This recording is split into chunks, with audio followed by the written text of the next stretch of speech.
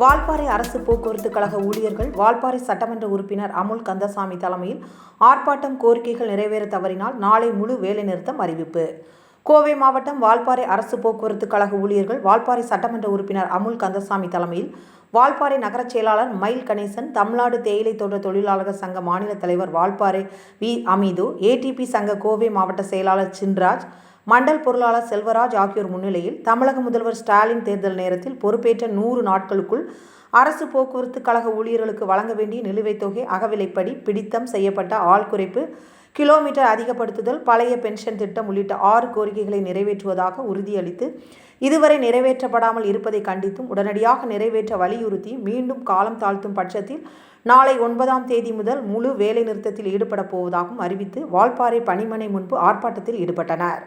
இந்த ஆர்ப்பாட்டத்தில் ஓய்வு பெற்றோர் நல சங்கம், சதன் துரைராஜ், ஜபகனி ராஜேந்திரன், மாரியப்பன், CITU தொழிற்சங்க பொறுப்பாளர் வேளாங்கண்ணி, PMK சிதம்பரம், HMS நாம் தமிழர் உள்ளிட்ட சங்கங்கள் மற்றும் வால்பாறை ATP தொழிற்சங்க தலைவர் முத்துக்குமார், செயலாளர் செந்தூர் பாண்டி, பொருளாளர் சேகர், வசந்தகுமார், குமார், 108 மணி, மதிபர்ணம், சுரேஷ், சிவராஜ், பிரேம்சந்திரன், ராஜா, இஸ்மாயில், செல்லத்துறை மற்றும் சங்க உறுப்பினர்கள் அனைவரும் திரளாக கலந்து கொண்டனர்.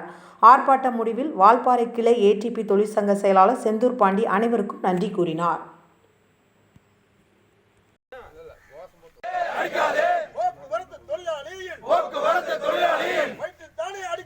வயிற்றில் தானே அடிக்காதே